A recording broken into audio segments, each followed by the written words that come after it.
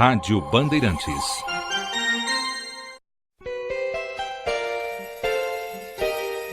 Joanópolis fica na microrregião de Bragança Paulista, no interior de São Paulo. Fica na Serra da Mantiqueira, divisa com Minas Gerais. É uma cidade cheia de lendas folclóricas, é considerada a terra do lobisomem. Tem pouco menos de 12 mil habitantes e é um cenário rural dos mais belos. Eu quero uma casa no campo, onde eu possa compor muitos roques rurais. Joanópolis está entre as 29 cidades consideradas estâncias turísticas pelo estado de São Paulo. E já tinha uma paisagem montanhesa e cachoeiras espetaculares antes de ganhar uma linda represa, como narra o historiador Walter Cassalho. Na década de 80 nós tivemos a construção dessa represa, que foi um grande impacto na economia do município. Você imagine 50 quilômetros de espelho de água de repente sendo tomado. Houveram diversas desapropriações, isso criou um impacto também na economia agropecuária, que nós éramos dependentes. Por outro lado, gerou uma outra fonte de renda, que foi o turismo. Joanópolis despontou no turismo rapidamente, a ponto de se tornar uma estância turística, e nós temos um fluxo de turismo muito grande. A represa Jaguari-Jacareí tornou-se então o maior e mais novo reservatório do sistema Cantareira, que antes da crise hídrica fornecia água para quase 9 milhões de moradores da Grande São Paulo. O sistema Cantareira é um dos maiores reservatórios de água do mundo. É um conjunto de 6 represas interligadas por túneis, canais e bombas. Nos anos 60, a região metropolitana de São Paulo estava crescendo demais e o povo precisaria de mais água. Traga-me um copo d'água, tenho sede, e essa sede pode me matar. Alguns rios da bacia hidrográfica do Piracicaba começaram então a ser represados. Os últimos foram os rios Jaguari e Jacareí. Em 1981, as encostas das montanhas de Joanópolis ficaram então submersas. Essa grande área coberta com mato aqui tinha água antes? Tinha, aqui embaixo tudo tinha água antes.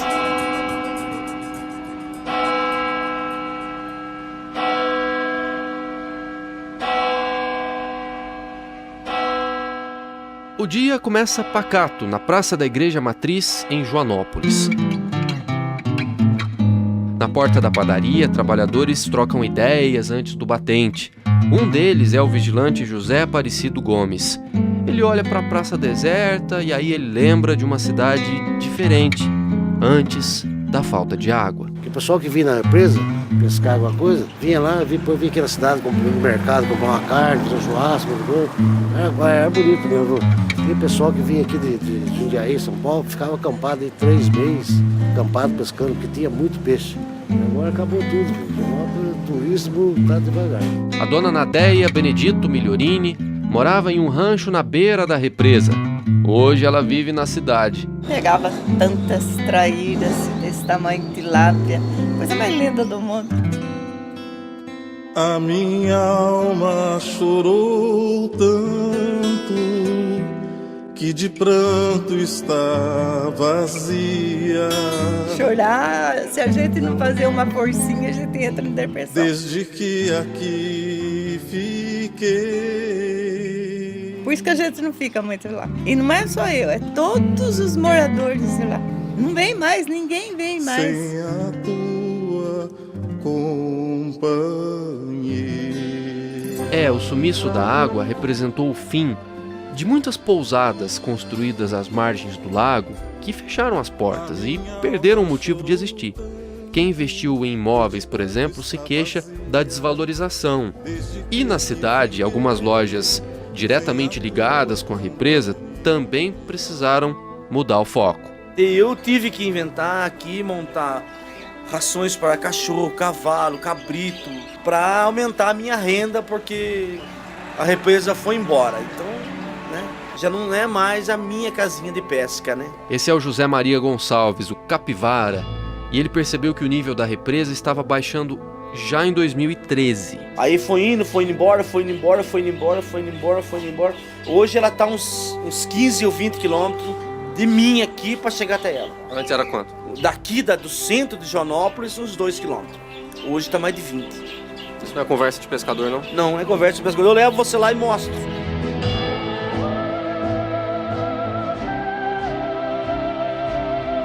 O vento sopra nas estradas de terra da zona rural de Joanópolis. O seu Sebastião Migliorini, aposentado, 70 anos, hoje mora na cidade, junto com a esposa, a dona Nadeia. Mas ele ainda cuida do rancho, que virou sítio. E é exatamente para lá que a gente está indo. A gente está aqui na varanda do seu Sebastião, tem uma piscina. A única água que a gente vê aqui é da piscina, né? Você imagina, antes você chegava aqui na minha varanda, você olhava esse visual que você tinha aqui, ó.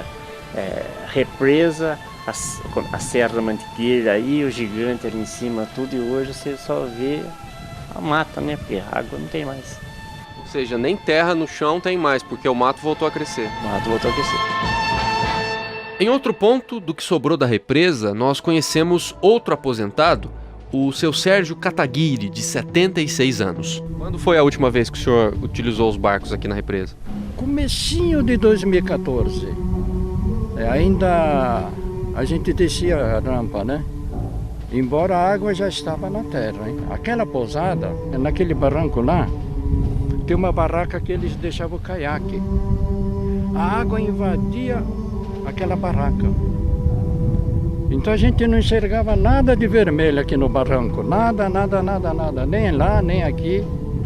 Né? Barranco, nenhum vermelho se enxergava o barranco. Era tudo coberto. Agora, ao contrário do seu Sebastião, o seu Sérgio permaneceu morando com a esposa, perto da área da represa, só que os dois pensam seriamente em se mudar para o litoral. E aí tinha o pesqueiro, depois que acabou o movimento, o senhor está fazendo o quê? A gente vive só com o dinheiro da aposentadoria.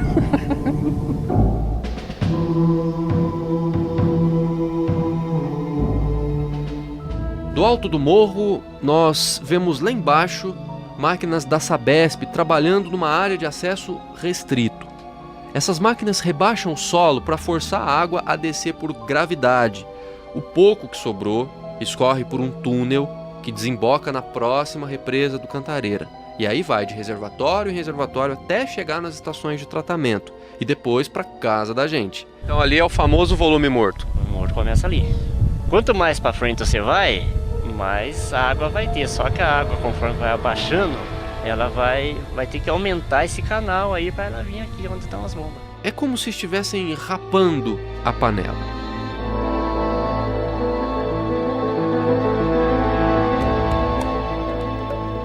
Da Companhia de Saneamento Básico do Estado de São Paulo, a gente conversou com Marco Antônio Lopes Barros, superintendente de produção de água da região metropolitana de São Paulo. Ele admite que será um grande desafio garantir o abastecimento de todo mundo nos próximos meses. Todos nós, como cidadãos na batalha de economia, nós vamos entrar num período de estiagem que vai realmente exigir mais da nossa operação. Existe uma condição natural de que os sistemas vão decair a partir de determinado período, com as chuvas cessando, eles vão ter uma retirada maior do que a água que chega e vai fazer com que o sistema caia. E nós temos que manter a tranquilidade porque a Sabesp tem um planejamento para a atuação ao longo desse período para que a gente possa atravessar a estiagem e chegar no próximo período de chuva garantindo o abastecimento de todos. Quando houve aquela diminuição histórica das chuvas em 2014 e a água começou a faltar no Cantareira, a Sabesp tomou algumas medidas. O primeiro ponto foi a adoção do bônus para os clientes que economizassem água.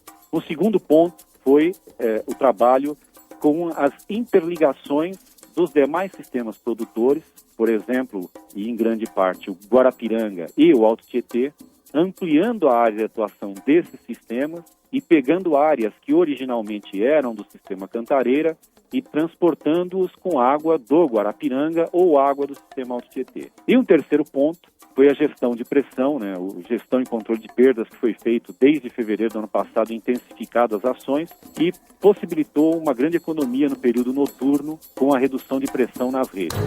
Depois disso, segundo o superintendente de produção de água da Sabesp, a quantidade de água que sai do Cantareira, que vem para a Grande São Paulo, caiu para menos da metade. Em fevereiro do ano passado, nós produzíamos no sistema Cantareira por volta de 32 mil litros de água por segundo. Hoje nós estamos produzindo por volta de 13 mil litros de água por segundo. E aí o Guarapiranga passou então a ser o principal sistema de abastecimento da Grande São Paulo. Os sistemas eles têm os seus mananciais distantes, né? E a interligação ela se faz dentro da própria cidade através das redes adutoras e dos reservatórios existentes, né? Que comumente as pessoas chamam de caixa d'água, né? Que nos bairros as pessoas acabam usando como ponto de referência. Então, o que a Sabesp fez foi usar a água das tubulações, ao invés de usar a água do sistema Cantareira, usaria a água do sistema Alto Tietê.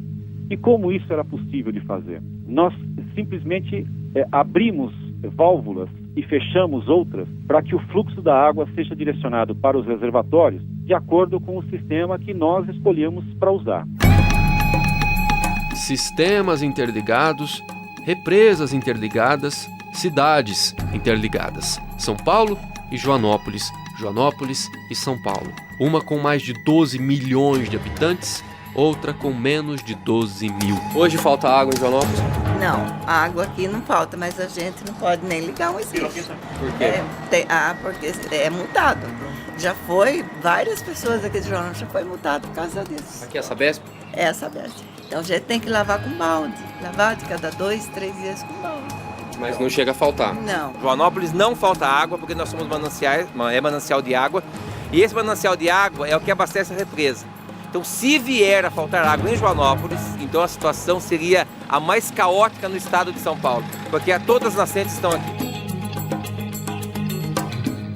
Além das medidas emergenciais da Sabesp, estão em andamento 2 obras para trazer mais água aqui para Grande São Paulo. É a interligação entre as represas Jaguari e Atibainha e o sistema São Lourenço, que vai captar água em Ibiúna. Tudo para poupar e, ao mesmo tempo, reforçar o sistema Cantareira. Mas o professor Ivanildo Espanhol, do Departamento de Engenharia Hidráulica da Politécnica da Universidade de São Paulo, acha que esse não é o caminho. Para ele, quanto mais água limpa a gente usa, mais água suja a gente gera. Esses 10 metros cúbicos de água que chega vão gerar 8 metros cúbicos por segundo de esgoto, que não tem onde depositar. Vai ser no Tietê, no Tamanduateí, no Pinheiros, etc. Quer dizer, a visão ambiental e de saúde pública dos planejadores é zero.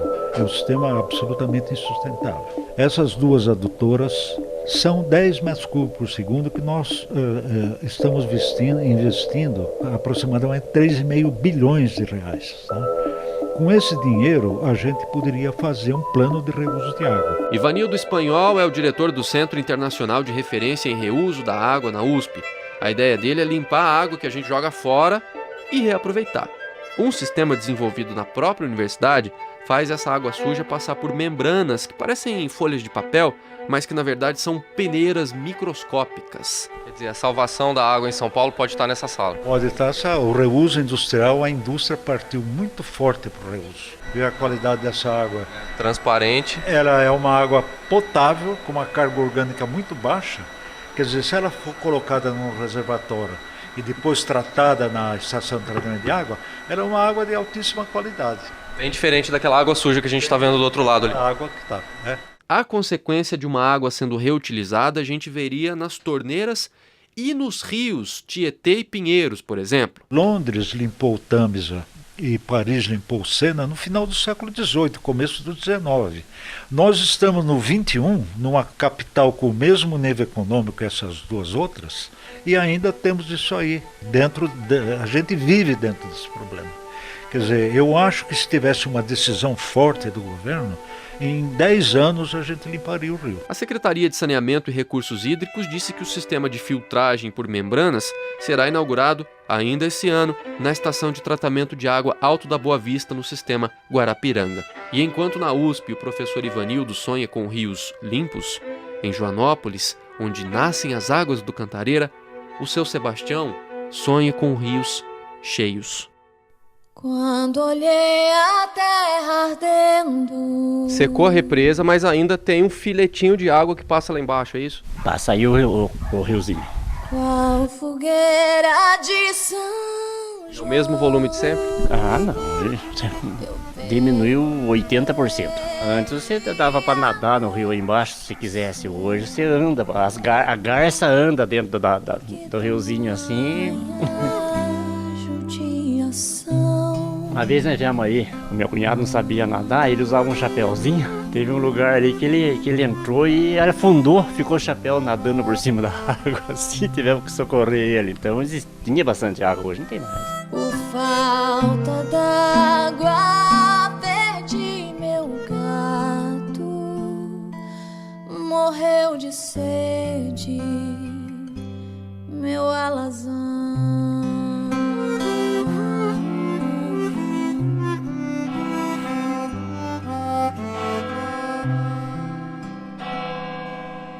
A represa em si, ela nunca foi assim o nosso maior ponto turístico, né?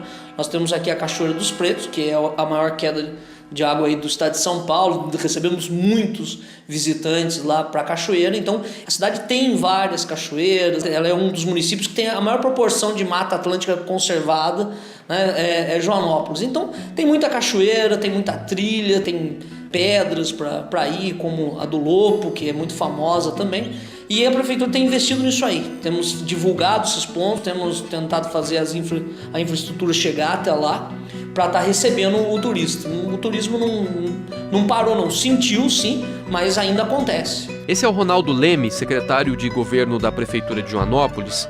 O fomento ao turismo é uma das cobranças da população que sentiu sim os impactos da queda do nível da represa. Mas o historiador Walter Cassalho, que também mora em Joanópolis, lembra que a água precisa de floresta. Ou preserva esse município ecologicamente e principalmente as nossas florestas, ou São Paulo não vai ter água. As nascentes estão aqui e precisa de uma medida enérgica, porque também há um desmatamento gritante no município que as pessoas não estão vendo e São Paulo, capital, depende das águas de Joanópolis. Nessa semana, o governador Geraldo Alckmin esteve em Joanópolis, lançando a terceira etapa de um projeto estadual de replantio de árvores. Existem diversas frentes de trabalho no município e também em cidades vizinhas de Minas Gerais, como Extrema, Camanducaia e São Bento do Sapucaí, que tentam recuperar as matas nativas. As árvores são importantes para que a água infiltre no solo e durante o decorrer da época seca, essa água vai devagarzinho para os rios e aí a gente consegue utilizar essa água. Se não tiver as árvores, elas vão correr rapidamente para o rio e da mesma velocidade que chegam no rio, elas vão embora em direção ao oceano. Então a gente não fica com o reservatório cheio. Uma das empresas envolvidas no reflorestamento é a do engenheiro agrônomo Pedro Matarazzo. Ele tem vínculos com projetos da Agência Nacional de Águas, com o governo do estado de São Paulo e ONGs também. Nos últimos 2 anos e meio, foram plantadas mais de 200 mil árvores. E ele disse que outras 100 mil estão a caminho. As árvores funcionam quebrando o solo, e o solo, naqueles buraquinhos onde a raiz foi quebrando, a água vai ficar acumulada ali, como se fosse uma esponja. A gente pode fazer a analogia de uma esponja de cozinha, e quando ela está cheia de água, mesmo você sem apertar ela, devagarzinho vai saindo aquela água. O solo é assim, né? O solo bem estruturado com a raiz de árvore, ela devagarzinho vai escorrendo até em direção ao rio. Por enquanto, moradores de Joanópolis e o povo da Grande São Paulo olham para o agora, para os próximos dias, para os próximos meses, procurando poupar o quanto puderem de água nesse inverno que ainda não começou. Se os rios serão limpos um dia, se as chuvas voltarão a cair como antes, se o replantio de árvores terá efeito na recuperação das águas, só o tempo dirá. Mas que este tempo não leve embora o verde da nossa esperança. A esperança, dizem que a esperança é a última que morre, mas tá quase morrendo. Eu nasci aqui, tô com 72 anos e vou morrer aqui, né? Tenho 2 filhas que moram aqui. Tenho 5 netos, né? É muito importante que cuidem bem de Joanópolis. É a única coisa que eu quero.